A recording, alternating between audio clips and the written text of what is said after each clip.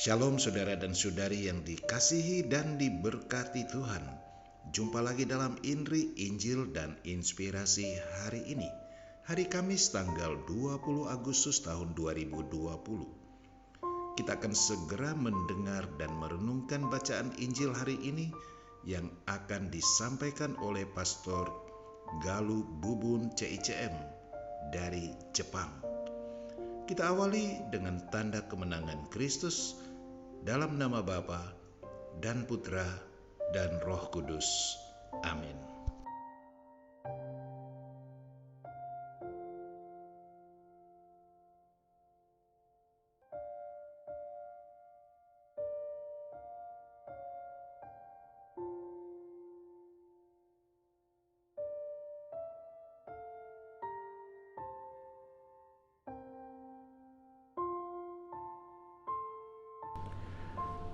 Selamat pagi saudari-saudaraku yang terkasih dalam Yesus Kristus.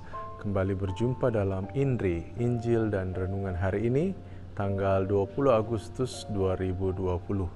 Seperti biasa kita akan bersama-sama membaca bacaan Injil hari ini dan kemudian bersama-sama pula merenungkannya.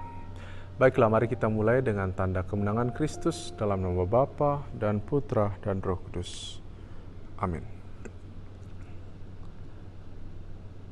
Tuhan bersamamu dan bersama rohmu.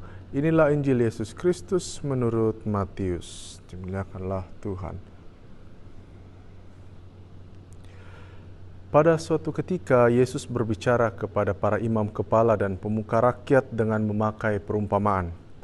Ia bersabda, "Hal kerajaan surga itu seumpama seorang raja yang mengadakan perjamuan nikah untuk anaknya. Ia menyuruh hamba-hambanya memanggil orang-orang yang telah diundang ke perjamuan nikah itu, tetapi mereka tidak mau datang. Raja itu menyuruh pula hamba-hamba lain dengan pesan, 'Katakanlah kepada para undangan, hidanganku sudah kusediakan, lembu-lembu jantan dan ternak piaraanku telah disembelih, semuanya telah tersedia. Datanglah ke perjamuan nikah ini.' Tetapi para undangan itu tidak mengindahkannya. Ada yang pergi ke ladangnya, ada yang pergi mengurus usahanya, dan yang lain menangkap para hamba itu, menyiksa dan membunuhnya. Maka murkalah raja itu. Ia lalu menyuruh pasukannya ke sana untuk membinasakan pembunuh-pembunuh itu dan membakar kota mereka.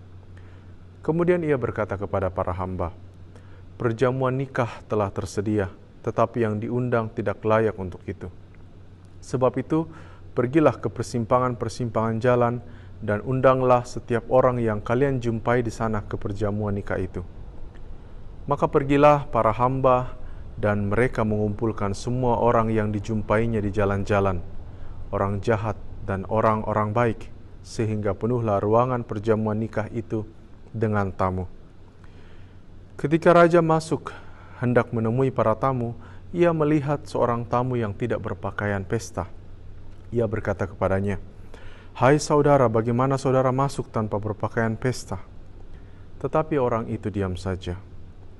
Maka raja lalu berkata kepada para hamba, 'Ikatlah kaki dan tangannya, dan campakkanlah orang itu ke dalam kegelapan yang paling gelap. Di sana akan ada ratap dan kertak gigi. Sebab banyak yang dipanggil, tetapi sedikit yang dipilih.' Demikianlah Injil Tuhan. Terpujilah Kristus.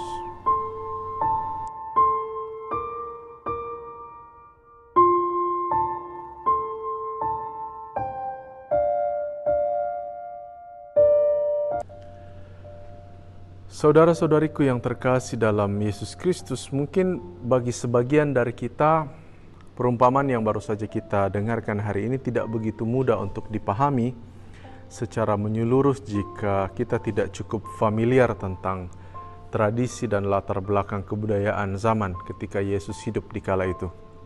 Oleh karena itu, marilah kita bersama-sama sekali lagi melihat perumpamaan yang digunakan oleh Yesus tersebut, berikut dengan sekilas tentang tradisi atau kebudayaan yang melatar belakanginya.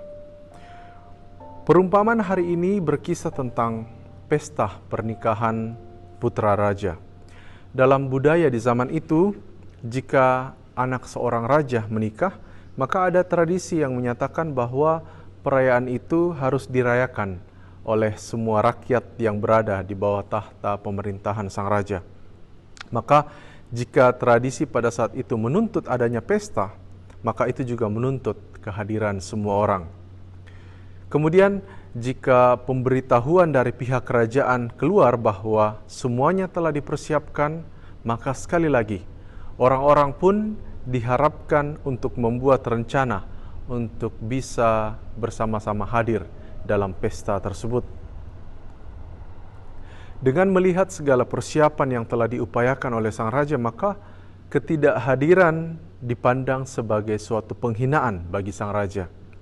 Apalagi tindakan membunuh utusan raja yang menyampaikan undangan bahagia tersebut yang kita dengarkan dalam bacaan hari ini tentu dipandang sebagai tindakan pemberontakan terhadap raja. Meskipun mendapat perlakuan serupa dari sebagian rakyatnya, namun dalam perumpamaan tersebut, raja kembali mengirim utusannya keluar kota untuk kembali mengundang setiap orang yang dijumpai di jalan. Dalam hal ini yang dimaksud adalah para pengelana atau para musafir yang kebetulan berada di wilayah itu dan yang sebenarnya tidak terdata sebagai rakyat dari kerajaan tersebut. Tindakan ini sebenarnya menggambarkan tentang kemurahan hati sang raja yang siap untuk menyambut siapapun dalam pesta kerajaannya. Tidak berhenti sampai di situ, berdasarkan sumber yang saya dapatkan, kemurahan hati raja tersebut hingga sampai pada tindakan menyediakan pakaian yang pantas untuk dikenakan para tamu. Yang tentu kita tahu para tamu datang dari berbagai macam latar belakang status sosial dalam masyarakat. Maka sekali lagi, orang yang tidak memakai pakaian yang telah susah payah disediakan oleh raja jelas-jelas menghina kehormatan dan kemurahan hati sang raja. Saudari-saudaraku yang terkasih, sang raja yang menyiapkan pesta dalam perumpamaan tersebut tidak lain dan tidak bukan adalah gambaran dari Allah Bapa sendiri. Pesta dalam perumpamaan itu melambangkan perjamuan surgawi yang sebenarnya menjadi undangan bagi semua orang, baik yang jahat dan yang baik, siapapun tanpa terkecuali. Hanya saja banyak di antara mereka, bahkan bangsa pilihan Allah sendiri, yakni bangsa Israel, menolak undangan tersebut. Bahkan lebih parahnya lagi, membunuh para utusan raja. Para utusan yang dimaksudkan di sini adalah para nabi, termasuk Yohanes Pembaptis.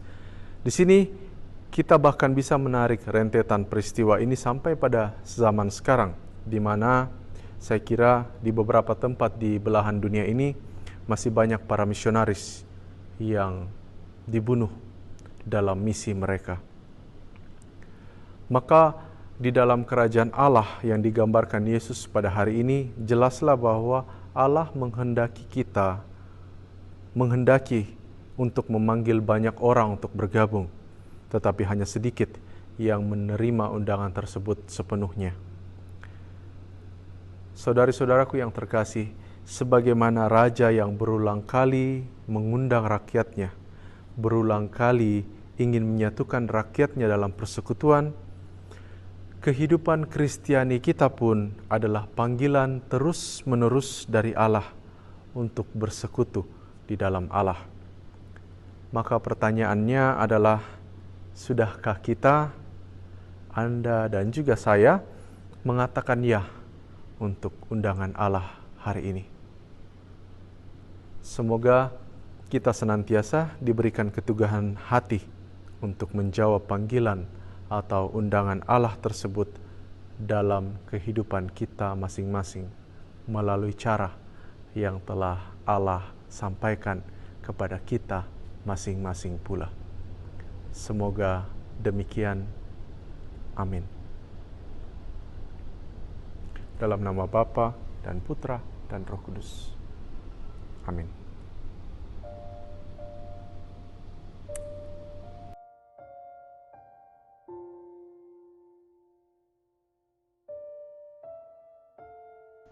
Saudara-saudari, demikianlah INRI hari ini. Atas nama kita semua, saya ucapkan terima kasih banyak kepada Pastor Galuh. Semoga Pastor tetap sehat di tanah misi, penuh sukacita dan semangat, dan selalu menghadirkan berkat bagi umat yang dilayani. Saudara dan saudari, silahkan meneruskan renungan ini kepada sesama anggota keluarga, teman dan sahabat, juga komunitas dan kerukunan di mana Anda berada, sehingga semakin banyak orang terinspirasi oleh kebenaran sabda Tuhan. Salam sehat, selamat beraktivitas. Tuhan Yesus memberkati kita semua. Dalam nama Bapa dan Putra dan Roh Kudus. Amin.